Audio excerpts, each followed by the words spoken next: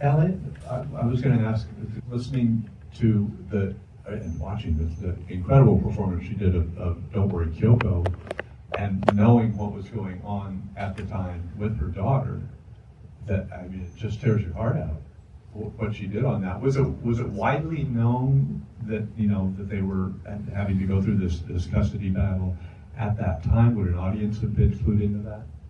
No.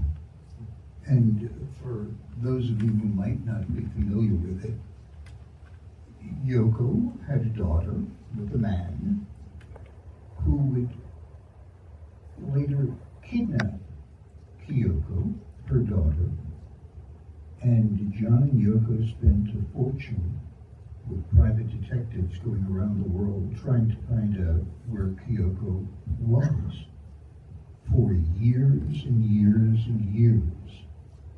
Kyoko's father was a fundamentalist who kept her secreted in safe houses all around the place.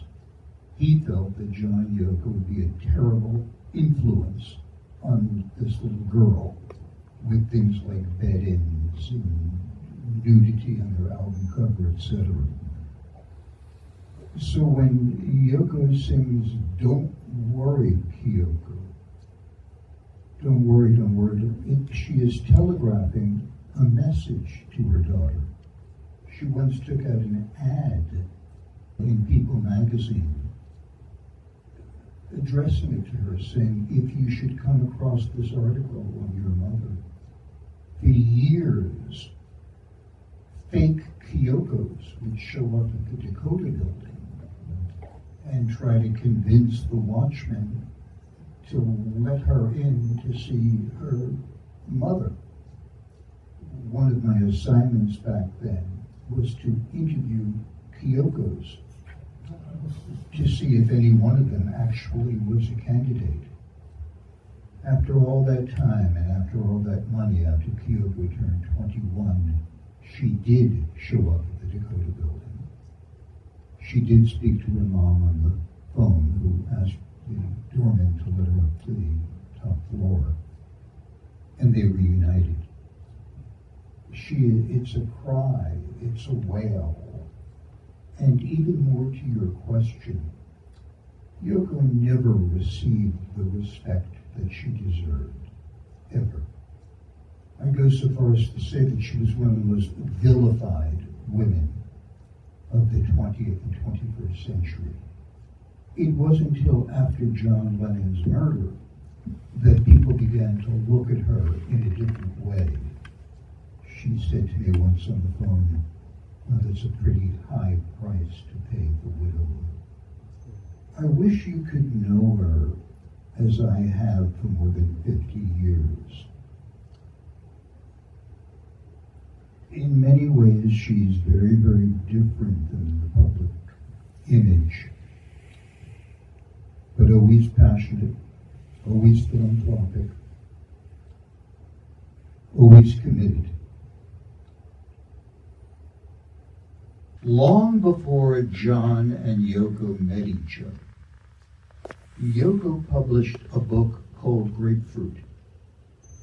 And Grapefruit was a series of, you could call them poems, or she called them instructions. And almost each page began with the word imagine.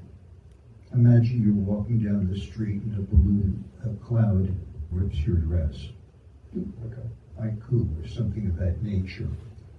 She was the one who used the word in the instructions, and she was also the one who, again, promoted John to express himself more importantly, more openly, and the rest of the avant-garde stuff, which I don't completely understand.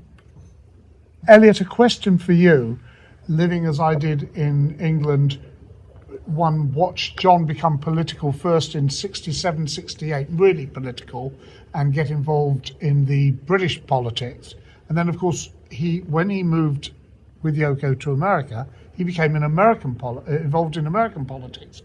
How aware, when I speak to young people about the Beatles and John, the thing that I say that was the most impressive about John is that the world's most powerful man at that time, Richard Nixon, was in fear of John. And I still think that's an incredible concept when you think about it.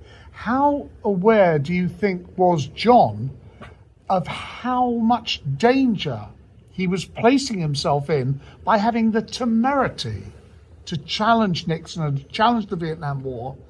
And the follow-up to that is, was there any schadenfreude once Nixon went down over Watergate? Did John, it still took another year before he got his green card, but did he have any justifiable satisfaction when Nixon turned out to be exactly the dirty trickster? As most of you no doubt know, forces in the White House leading all the way up to former President Nixon were afraid of John's influence upon so many younger people and so many people of voting age, and the Vietnam War was raging. And the word went out that anything that could be found on John, or any method that could help get him out of the United States, would be useful to the administration. J. Edgar Hoover, who was the head of the FBI, the only head of the FBI, issued the orders for John and Yoko's phones to be tapped, for cars to follow them wherever they went. This is not me speaking. The ACLU filed an amicus curiae, one of those things, to release all the secret documents that the CIA, the FBI, and other intelligence agencies were holding on John. And thousands and thousands of those pages came back. They're online.